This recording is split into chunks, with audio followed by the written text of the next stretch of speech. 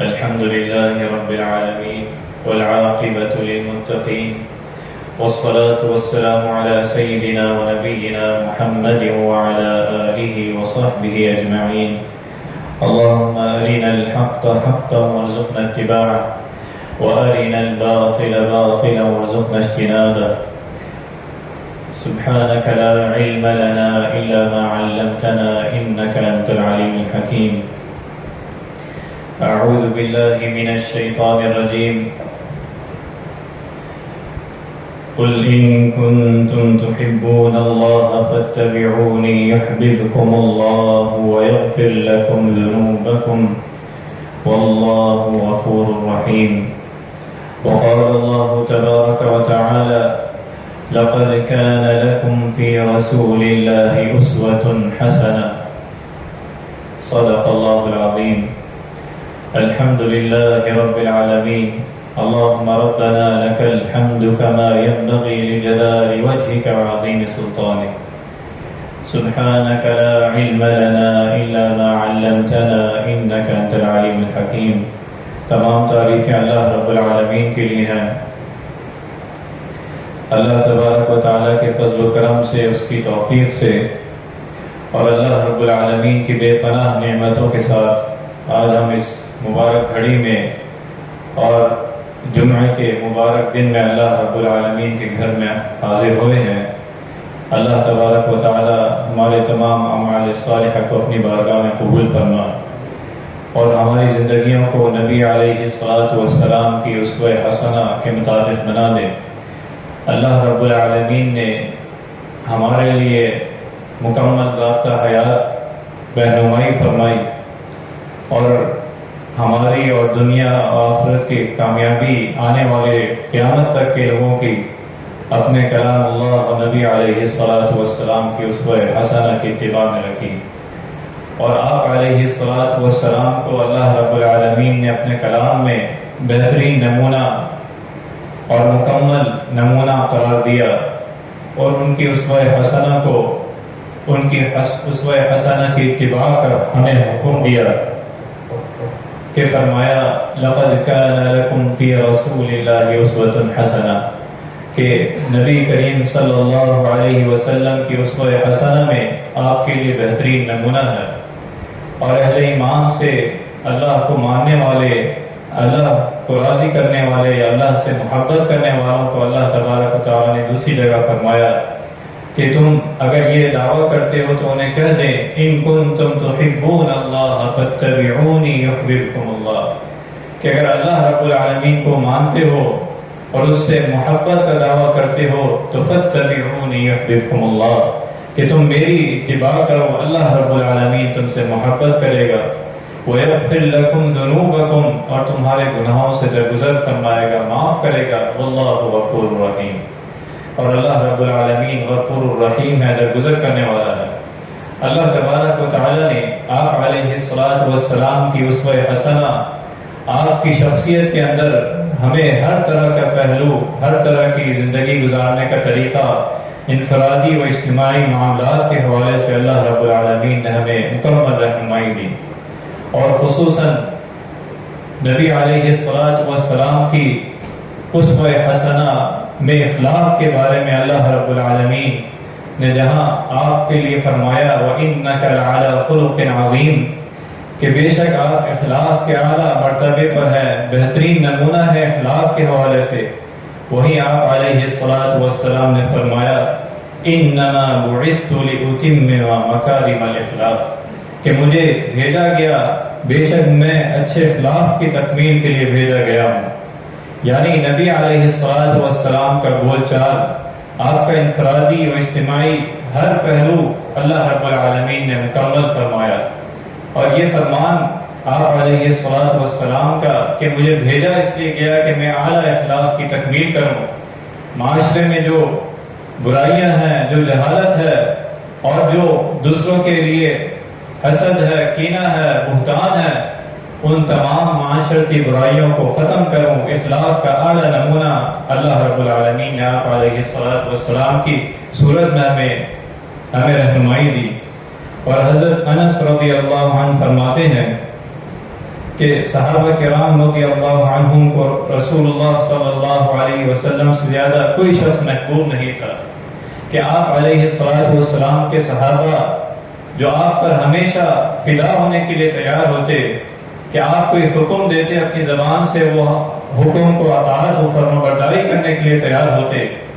آپ کی محبت میں اور آپ کی اطاعت میں ہمیشہ سب سے آگے آپ کے صحابہ کرام رضوان اللہ علیہ اجمعین تھے۔ ان کے بارے میں فرمایا کہ نبی صلی اللہ علیہ وسلم سے سب سے زیادہ محبت آپ کے صحابہ کرتے، اور جب یہ پتہ لگا آپ علیہ السلام کہ یہ چیز جو ہے ناپسند ہے کہ آپ صلی اللہ علیہ وسلم کو یا کسی انسان کے لیے آپ صلی اللہ علیہ وسلم کی رہنمائی کہ اس کے لیے کھڑے ہونا، تو آپ صلی اللہ علیہ وسلم کے محبوب صحابہ کرام رضوان اللہ علیہم اجمعین بھی فرمایا کہ وہ ان کے لیے نہیں کھڑے ہوتے تھے، کیونکہ نبی صلی اللہ علیہ وسلم کو یہ ناپسندیدہ۔ تو یہ ہمارے لیے معاشرے کے ہر پہلو میں انفرادی و اجتماعی وہ اللہ کے رسول صلی اللہ علیہ وسلم کی اسوہ حسنہ بہترین نمونہ ہے۔ یہ سید المرسلین نبی صلی اللہ علیہ وسلم کے اخلاق حسنہ،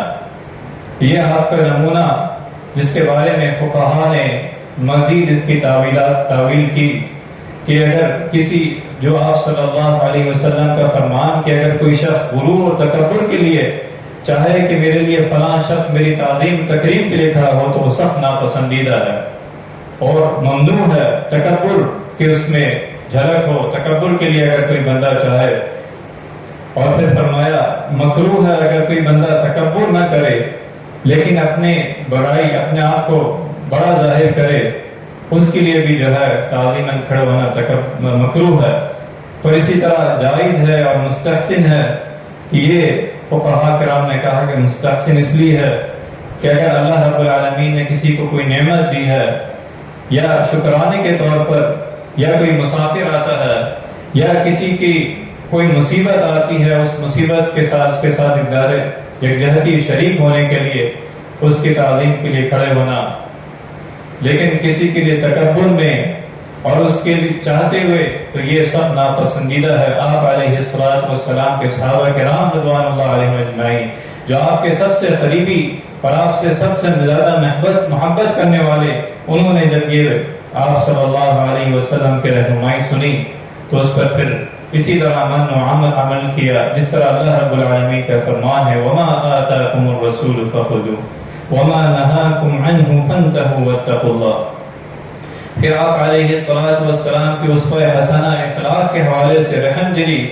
کے بارے میں جو اللہ رب العالمین نے فرمایا فَبِمَا رَحْمَةٍ مِّنَ اللَّهِ لِنْتَ لَهُمْ وَلَوْ كُنْتَ فَظًّا غَلِيظَ الْقَلْبِ لَانفَضُّوا مِنْ حَوْلِكَ۔ آپ محض اللہ کی رحمت سے ان کے لیے نرم مزاج ہیں، اور اگر آپ سخت مزاج ہوتے، سنگ دل ہوتے تو آپ کے پاس سے الگ ہو جاتے، لہذا آپ انہیں درگزر فرمائیں، رحم دلی کریں، فَاعْفُ عَنْهُمْ وَاسْتَغْفِرْ لَهُمْ وَشَاوِرْهُمْ فِي الْأَمْرِ، ان کے لیے مغفرت طلب کیجیے اور معاملات میں ان سے مشورہ کیجیے۔ تو نبی علیہ السلام کی رحم دلی کے بارے میں حضرت مالک بن حویرث رضی اللہ عنہ بیان کرتے ہیں کہ ہم عمر نوجوان رسول اللہ صلی اللہ علیہ وسلم کی خدمت میں موجود تھے اور آپ سے دین کے حوالے سے سیکھ رہے تھے، اور ہم نے 20 راتیں آپ صلی اللہ علیہ وسلم کے پاس قیام فرمایا۔ پھر آپ نے یہ محسوس کیا کہ یہ اپنے گھر سے دور ہے نوجوان، اور یہ ان کا اپنے گھر والوں کے پاس جانا، گھر والوں سے ملنا، یہ محسوس ہوا کہ ان پر ضرورت ہے۔ تو نبی کریم صلی اللہ علیہ وسلم نے ان کے بارے میں ان کو فرمایا ارجعوا الی اہلیکم، کہ تم اب اپنے گھر والوں کی طرف جاؤ اور انہیں تعلیم دو اور انہیں میرے احکامات ان تک پہنچاؤ، اور جس طرح تم نے مجھے دیکھا ہے، جو چیز میرے سے سیکھی ہے وہ اپنے گھر والوں کو وہاں تک پہنچاؤ، جس طرح مجھے نماز پڑھتے ہوئے دیکھا ہے اسی طرح تم اس پہ جو ہے اس کی دعوت دو، وہاں جا کر جو ہے دعوت دو۔ تو نبی علیہ السلام کی رحم دلی اور اسی طرح آپ علیہ السلام کی عفو و درگزر کے بارے میں ایک واقعہ آتا ہے کہ حضرت انس رضی اللہ عنہ بیان کرتے ہیں کہ نبی کریم صلی اللہ علیہ وسلم کے ساتھ جا رہا تھا کہ ایک آپ نے ایک چادر اوڑھی ہوئی تھی جس کے کنارے جو ہے وہ موٹے تھے، تو آپ صلی اللہ علیہ وسلم کے پاس اچانک ایک دیہاتی آتا ہے اور آپ صلی اللہ علیہ وسلم سے یہ چادر سخت انداز سے کھینچتا ہے اور آپ کی گردن پر اس کے نشانات دیکھ آتے ہیں، تو صحابہ کرام رضوان اللہ علیہم اجمعین نے اسے سخت ناپسند فرمایا۔ تو اللہ کے رسول صلی اللہ علیہ وسلم جو عفو و درگزر کرنے والے، اخلاق کے بہترین و اعلیٰ نمونہ، تو فرمایا کہ یا محمد مرلی من مال الذی عندک، اس بندے نے اس نے کہا کہ اے محمد صلی اللہ علیہ وسلم کہ جو مجھے اس مال میں سے دینے کا حکم دیں جو اللہ نے آپ کو دے رکھا ہے۔ تو آپ صلی اللہ علیہ وسلم نے اس کی طرف محبت سے مسکرائے، ہنس دیے اور انہیں مال دینے کا حکم دیا، اور وہ درگزر فرمایا اس کا جو رویہ تھا کہ اسے رحم دلی کے ساتھ درگزر فرمایا، جو آپ علیہ السلام کی اخلاق کا نمونہ، اعلیٰ نمونہ، اور برائی کو احسن انداز سے اس کو ختم کیا نیکی کی طرف، جو اللہ رب العالمین کا فرمان ہے وَلَا تَسْتَوِي الْحَسَنَةُ وَلَا السَّيِّئَةُ اِدْفَعْ بِالَّتِي هِيَ أَحْسَنُ فَإِذَا الَّذِي بَيْنَكَ وَبَيْنَهُ عَدَاوَةٌ كَأَنَّهُ وَلِيٌّ حَمِيمٌ، کہ نہ نیکی برابر ہوتی ہے اور نہ برائی، تو آپ بہترین انداز سے جو برائی کے نتیجے میں نیکی کا بہترین رویہ ہے، انداز ہے، اس کو اپنائیے، اس کے ذریعے جو ہے اس کو ختم کیجیے۔ ادفع بالتی ہی احسن۔ تو نبی علیہ السلام کی اسوہ حسنہ، آپ کا عفو و درگزر،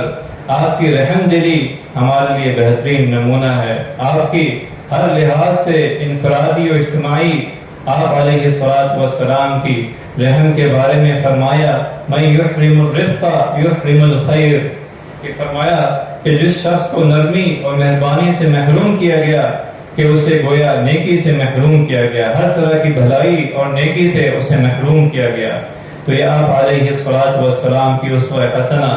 آپ علیہ السلام کی رہنمائی اور اخلاق کا بہترین نمونہ جو اللہ رب العالمین نے ہمارے لیے پسند فرمایا کہ وَإِنَّكَ لَعَلَىٰ خُلُقٍ عَظِيمٍ، کہ نبی علیہ السلام کی اسوہ حسنہ اخلاق اعلیٰ نمونہ ہے۔ لَقَدْ كَانَ لَكُمْ فِي رَسُولِ اللَّهِ أُسْوَةٌ حَسَنَةٌ، کہ تمہارے لیے نبی صلی اللہ علیہ وسلم کی اسوہ حسنہ، چاہے وہ انفرادی چاہے وہ لوگوں کے اجتماعی معاملات ہوں، ہر لحاظ سے آپ علیہ السلام کی زندگی میں ہمارے لیے رہنما ہے۔ حضرت انس رضی اللہ عنہ بیان کرتے ہیں کہ نبی کریم صلی اللہ علیہ وسلم نے فرمایا یا بنی ان قدرت ان تصبح وتمسی وليس في قلبك غش لأحد فافعل، ثم قال يا بني وذلك من سنتي ومن أحب سنتي فقد أحبني كان معي في الجنة، أو كما قال عليه الصلاة والسلام۔ یہ فرمایا حضرت انس کو رضی اللہ عنہ کہ اے میرے بیٹے، اگر تو اس طرح زندگی گزار سکے کہ تیرے دل میں کسی کے لیے کوئی ذرہ برابر بھی کوئی برائی نہ ہو، کوئی بدخواہی نہ ہو، تو اس طرح ایسی زندگی ایسی زندگی مجھے پسند ہے، اس طرح اپنی زندگی بسر کرنا۔ پھر فرمایا یہی میرا طریقہ ہے، وَذَلِكَ مِن سُنَّتِي، اور جس نے میری سنت سے محبت کی بلا شبہ اس نے مجھ سے محبت کی، اور جس نے مجھ سے محبت کی وہ جنت میں میرے ساتھ ہوگا۔ کہ اللہ رب العالمین کا فرمان ہے قُلْ إِن كُنتُمْ تُحِبُّونَ اللَّهَ فَاتَّبِعُونِي يُحْبِبْكُمُ اللَّهُ وَيَغْفِرْ لَكُمْ ذُنُوبَكُمْ، کہ اگر تم اللہ رب العالمین سے محبت کرتے ہو تو اس کے رسول صلی اللہ علیہ وسلم کی اطاعت کرو۔ یہ نمونہ ہے نبی صلی اللہ علیہ وسلم کی اطاعت کا، یہ نمونہ ہے جو آپ صلی اللہ علیہ وسلم نے اپنے صحابی کو سکھایا حضرت انس رضی اللہ عنہ کے اس طرح زندگی گزارو کہ تمہارے لیے کسی کو ایذا دینے، کسی کے لیے برائی ذرا برابر بھی نہ ہو۔ یہ میری سنت ہے، اور جو میری سنت سے محبت کرتا ہے وہ میرے سے محبت کرتا ہے۔ اور آپ علیہ السلام نے ایک مسلمان کے لیے، ایک مسلمان کا دوسرے مسلمان کے لیے جو اخلاق کا نمونہ قرار دیا، جو اخلاق کا معیار بتایا، فرمایا المسلم من سلم المسلمون من لسانه ويده، کہ مسلمان تو وہ ہے جس کے ہاتھ سے اور جس کی زبان سے دوسرا مسلمان محفوظ رہے۔ من سلم المسلمون من لسانه ويده، کہ مسلمان کا رویہ، اس کا اخلاق، اس کا اٹھنا بیٹھنا معاشرے میں، افرادی اپنے گھر میں اجتماعی، کہ وہ اس کی زبان سے، اس کے ہاتھوں سے دوسرا مسلمان محفوظ رہے۔ اور آپ علیہ الصلوۃ والسلام نے فرمایا کہ مومن نہ ہی تانا دینے والا ہوتا ہے، نہ ہی لعنت کرنے والا ہوتا ہے، نہ ہی بے حیائی میں پڑھنے والا ہوتا ہے، اور نہ ہی بیہودہ گفتگو کرنے والا ہوتا ہے۔ یہ اللہ کے رسول صلی اللہ علیہ وسلم کا فرمان ہے، اور یہی اللہ تبارک و تعالی نے حکم دیا ہے، ان الذین یؤذون اللہ ورسولہ لعنہم اللہ فی الدنیا والآخرہ۔ فرمایا جو لوگ اللہ اس کے رسول صلی اللہ علیہ وسلم کو تکلیف پہنچاتے ہیں، اللہ تبارک و تعالی دنیا و آخرت پہ ان پر لعنت بھیجتا ہے، لعنہم اللہ فی الدنیا والآخرہ۔ اور تکلیف پہنچانے سے مراد یہ لکھا مفسرین نے کہ اللہ رب العالمین اور اس کے رسول صلی اللہ علیہ وسلم کی جو رہنمائی ہے، جو انہوں نے راستہ دکھایا ہے، جو اخلاق کے حوالے سے ہو، چاہے نماز کے حوالے سے ہو، جس حوالے سے بھی ہو، اس کی نافرمانی کی جائے تو اللہ اس کے رسول صلی اللہ علیہ وسلم کو اس سے مراد یہ ہے کہ انہیں ایذا تکلیف دی جائے۔ ان الذین یؤذون اللہ ورسولہ۔ پھر فرمایا سورہ حجرات میں، یا ایھا الذین آمنوا لا تقدموا بین یدی اللہ ورسولہ واتقوا اللہ، کہ اللہ اس کے رسول صلی اللہ علیہ وسلم سے آگے نہ بڑھو۔ اہل ایمان کو مخاطب کر کے فرمایا کہ نبی صلی اللہ علیہ وسلم کا جو اخلاق ہے وہ مکمل ہے، وہ معاشرے کے لیے، آنے والے قیامت تک کے لوگوں کے لیے آپ صلی اللہ علیہ وسلم کا زبان، آپ صلی اللہ علیہ وسلم کا ہاتھ، قول و فعل، ہر لحاظ سے آنے والے قیامت تک کے لوگوں کے لیے اللہ رب العالمین نے اس میں اسوہ حسنہ رکھی۔ اور پھر فرمایا آپ علیہ الصلوۃ والسلام نے اخلاق کے بارے میں اس آیت کے اس میں والذین یؤذون المؤمنین والمؤمنات بغیر ما اکتسبوا فقد احتملوا بہتانا واثما مبینا، کہ جو لوگ مومن مردوں اور مومن عورتوں کو تکلیف دیتے ہیں بغیر کسی گناہ کے جو انہوں نے کیا ہو، فقد احتملوا بہتانا واثما مبینا، تو انہوں نے بڑے بہتان اور صریح گناہ کا بوجھ اٹھایا، بہتان و اثم مبینہ۔ تو یہ اخلاق کے سارے پہلو اللہ تبارک و تعالی نبی علیہ الصلوۃ والسلام کی زندگی اسوہ حسنہ آپ کی شخصیت میں رکھے۔ تو فرمایا اگر پوچھا گیا آپ صلی اللہ علیہ وسلم سے غیبت کیا ہے، تو فرمایا ذکرک اخاک بما یکرہ، کہ تمہارا اپنے بھائی کا ذکر اس چیز کے ساتھ کرنا جسے وہ ناپسند کرتا ہے۔ پھر فرمایا کہ اگر یہ میرے بھائی میں وہ چیز موجود ہو جو میں کہہ رہا ہوں، تو آپ صلی اللہ علیہ وسلم نے فرمایا اگر اس میں وہ چیز موجود ہے جو تم کہہ رہے ہو تو تم نے اس کی غیبت کی، اور اگر اس میں وہ چیز نہیں ہے تو تم نے اس پر بہتان لگایا، اس میں تم نے سخت بہتان لگایا۔ تو نبی علیہ الصلوۃ والسلام کی تعلیمات، ان کے اخلاق اعلیٰ، اس کی ہمارے لیے جو ہے رہنمائی ہے۔ آگے اللہ رب العالمین نے فرمایا یا ایھا الذین آمنوا لا یسخر قوم من قوم عسى ان یکونوا خیرا منهم۔ سورۃ الحجرات میں اللہ تبارک و تعالی نے معاشرتی، انفرادی و اجتماعی حوالے سے ہمارے لیے، ہر مسلمان کے لیے اللہ رب العالمین نے اس کو حسن رکھی، رہنمائی رکھی کہ معاشرے میں وہ کس طرح لوگوں کے ساتھ معاملات کرے، کس طرح وہ فرمایا لا یسخر قوم من قوم عسى ان یکونوا خیرا منهم، کہ جو ایمان لائے ہو کوئی قوم کسی قوم کا مذاق نہ اڑائے، ہو سکتا ہے کہ وہ ان سے بہتر ہوں، عسى ان یکونوا خیرا منهم۔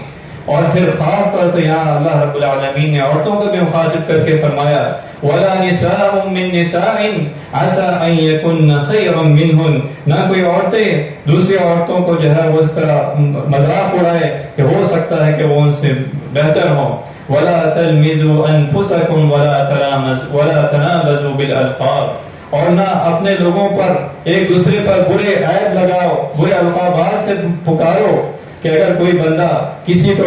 برے لقاب سے پکارتا ہے تو فرمایا کہ مسلمان جو ہے وہ ایک جسم کی مانند ہے، اگر اس نے کسی دوسرے مسلمان کو ایسے اخلاق کے ساتھ پیش آیا تو گویا اس نے اپنے آپ کو اس طرح پکارا۔ وَلَا تَلْمِزُوا أَنفُسَكُمْ وَلَا تَنَابَزُوا بِالْأَلْقَابِ، کہ اور کسی کو برے القابات سے مت پکارو، یہ مسلمان کا رویہ نہیں ہے، یہ مسلمان کا اخلاق نہیں ہے۔ اور جس کے نبی صلی اللہ علیہ وسلم کا اخلاق جو اللہ رب العالمین نے ہمارے سامنے مکمل قرآن مجید میں رہنمائی دی، حضرت عائشہ رضی اللہ عنہا نے فرمایا کان خلق القرآن، کہ آپ صلی اللہ علیہ وسلم کا اخلاق جو ہے وہ قرآن مجید ہے۔ فرمایا مسلمان کا بھائی ہے، نہ اس پر ظلم کرتا ہے، نہ اسے بے یار و مددگار چھوڑتا ہے، اور جو شخص اپنے بھائی کے کام میں ہو اللہ رب العالمین اس کے کام میں ہوتا ہے۔ کہ مسلمان کا یہ رویہ نہیں، نہ اس کا چال چلن ہے کہ وہ کسی دوسرے مسلمان کو تکلیف دے، نہ ہاتھ سے تکلیف دے، نہ زبان سے تکلیف دے. کہ آپ صلی اللہ علیہ وسلم نے، حضرت ابو ہریرہ رضی اللہ عنہ بیان فرماتے ہیں کہ نبی صلی اللہ علیہ وسلم نے اپنے صحابہ کرام رضوان اللہ علیہم اجمعین سے پوچھا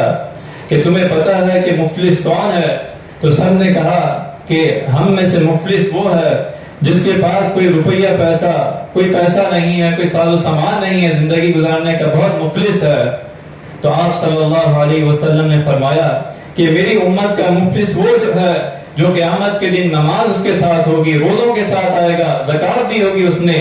لیکن فقط شتم ھذا واکل مال ھذا، اس نے کسی کا مال کھایا ہوگا، کسی کو اپنے ہاتھ سے تکلیف دی ہوگی، کسی کو اپنی زبان سے تکلیف دی ہوگی. تو فرمایا یہ میری امت کا مفلس ہے کہ اسے کہا جائے گا کہ جس کو تکلیف دی ہے، حقوق العباد میں اس نے